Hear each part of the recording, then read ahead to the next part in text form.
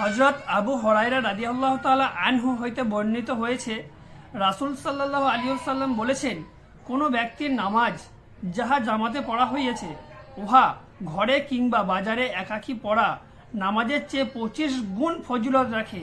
তার কারণ এই যে মানুষ যখন উত্তম রূপে উজু করিয়া একমাত্র নামাজের উদ্দেশ্যেই মসজিদের দিকে অগ্রসর হয়, তবে তাহার প্রতি কদমেই একটি করিয়া গুনাহ মাফ হয়ে যায়।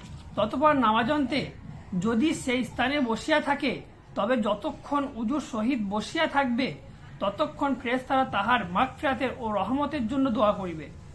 আর যতক্ষণ মানুষ নামাজের প্রতীক্ষায় থাকিবে ততক্ষণ সেই নামাজের সওয়াব লাভ করিবে। খুব সুন্দর একটা কথা। হযরত আবু হুরায়রা রাদিয়াল্লাহু হইতে বর্ণিত আছে, রাসূল সাল্লাল্লাহু আলাইহি ওয়াসাল্লাম বলেছেন, কোনো ব্যক্তির নামাজ যাহা জামাতে পড়া হইয়াছে উহা ঘরে কিংবা বাজারে একাকী পড়া নামাজের চেয়ে 25 গুণ ফজিলত রাখে। মানে কোনো ব্যক্তি যদি মসজিদে যে জামাতের সাথে নামাজ আদায় করে, তাহলে বাজারে এবং ঘরের মধ্যে যে সওয়াব পাবে তার থেকে মসজিদে যে ফরজ সালাত আদায় করবে তার থেকে 25 গুণ সওয়াব সে পাবে। তার কারণ এই যে মানুষ যখন উত্তম রূপে উজু করিয়া একমাত্র নামাজের উদ্দেশ্যেই মসজিদের দিকে অগ্রসর হয়, তখন তাহার প্রতি কদমেই একটি করিয়া গুনাহ মাফ হয়ে যায়।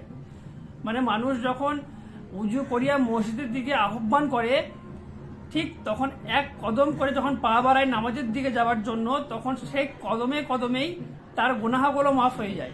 এবং আরো বলছে, ততপর নামাজন্তে যদি সেই স্থানে বসিয়া থাকে, তবে যতক্ষণ উজুর সহিত বসিয়া থাকবে ততক্ষণ ফেরেশতারা তার মাগফিরাতের জন্য ও রহমতের জন্য দোয়া করবে। মানে বলতে হয় যে নামাজন্তে যদি সেই স্থানে বসিয়া থাকে, মানে যতক্ষণ যে উজুর স্থানে বসিয়া থাকবে ততক্ষণ একটা ফেরেশতা তার মাগফিরাতের জন্য ও রহমতের জন্য একটা ফেরেশতা কিন্তু দোয়া করবে। এবং আরো বলতে চাইছে, আর যতক্ষণ মানুষ নামাজের প্রতীক্ষায় থাকিবে ততক্ষণ সেই নামাজের সওয়াব লাভ করিবে। মানুষ যতক্ষণ না জামাত আমাদের টাইম হয়ে আসছে, ঠিক সে কিন্তু নিয়ত রেখেছে যে আমি মসজিদে যে ফরজ সালাতের জন্য আদায় করব। কিন্তু যতক্ষণ সেই টাইমটা যতক্ষণ না আসছে এবং সে নামাজের জন্য ওয়েট করবে, তো ততক্ষণ সে কিন্তু তার সওয়াব, সেই নামাজের সওয়াব, তার কিন্তু বাড়তি সওয়াব লাভ করবে।